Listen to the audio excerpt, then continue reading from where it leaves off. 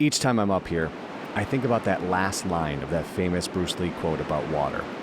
That water can flow, or it can crash. Or maybe it's that George Grant quote. Those who have never seen Superior get an inadequate idea by hearing it spoken of as a lake. Superior is a sea.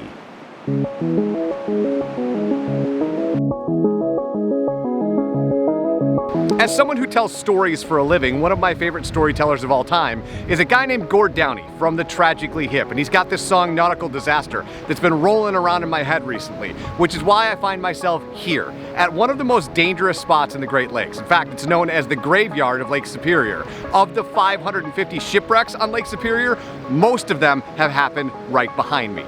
Today, we're checking out Whitefish Point. One of the things that makes Whitefish Point so interesting is it's home to a bona fide nautical mystery. And not of the old wives' tale variety.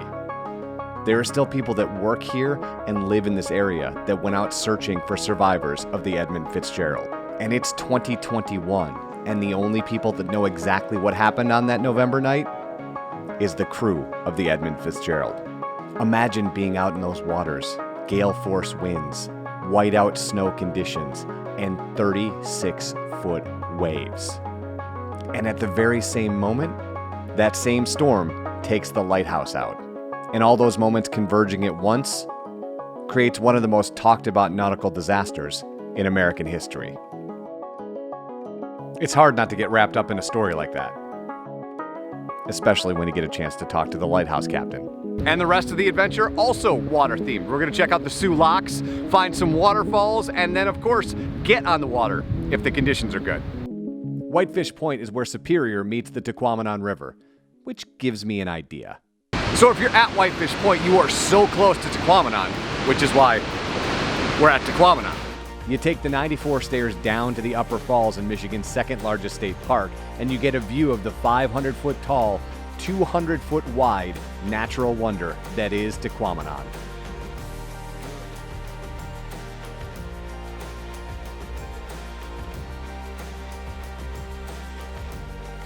And when I was at Whitefish Point, one of the guides said I should grab a beer and a snack before I leave the Upper Falls.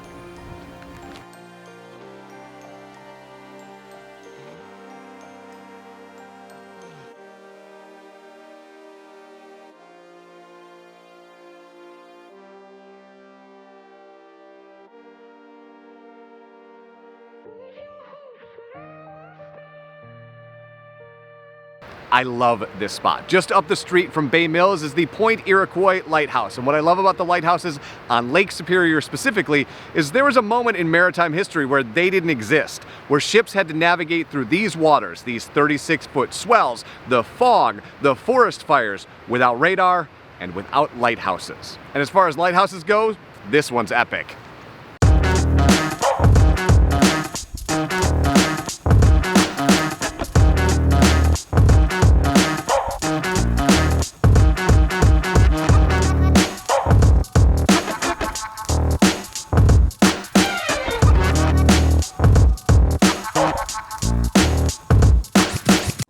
Look, there's a reason that Bay Mills uses the hashtag Baycation, and it's because of the sheer number of things close to Bay Mills and the number of things you can do at Bay Mills. Like public access to the boat launch so you can paddleboard and get your boat out on the bay.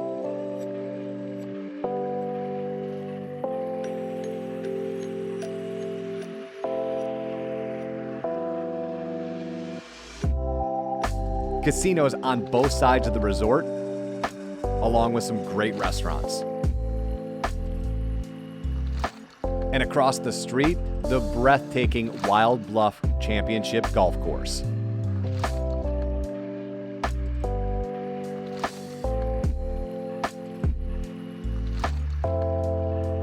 And after all this exploring, at this point in the day, it was time for me to grab a bite to eat at Back Bay inside the casino.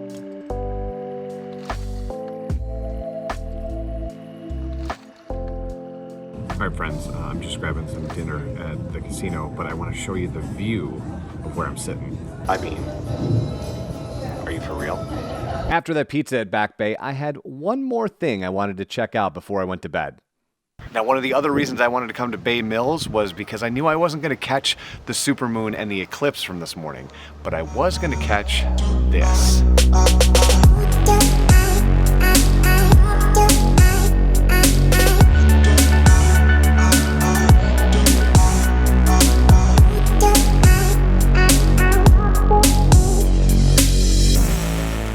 Good morning. Now, that is how you end an evening. I'm gonna go grab some coffee though, and then we're gonna go for a hike and check out some ships. Thank you, my friend. Have a great day. You too. So what a way to start the morning. I've got coffee. I'm at an incredible place to hike. The Mission Hill Overlook, which you can see right now, is absolutely breathtaking. The light is amazing. Can you even imagine being able to do this every morning? Let's go for a hike.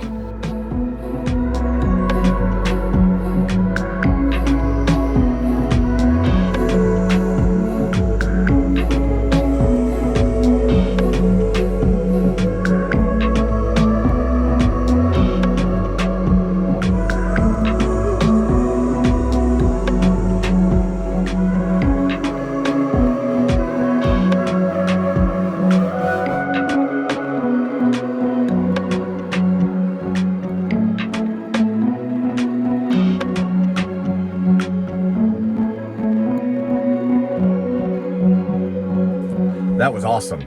But now, let's head to the locks.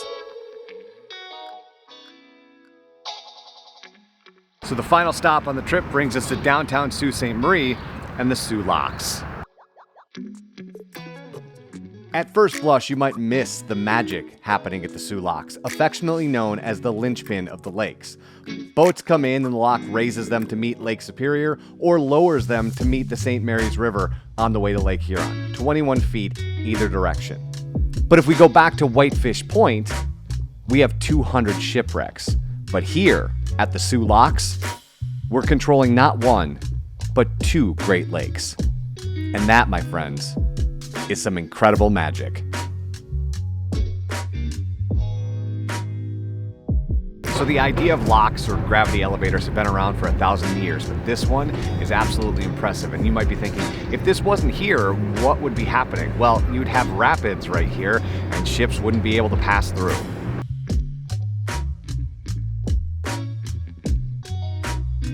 Fun bit of Soo Locks trivia is, you know, on the Canadian side, at one point a moose actually swam through the locks.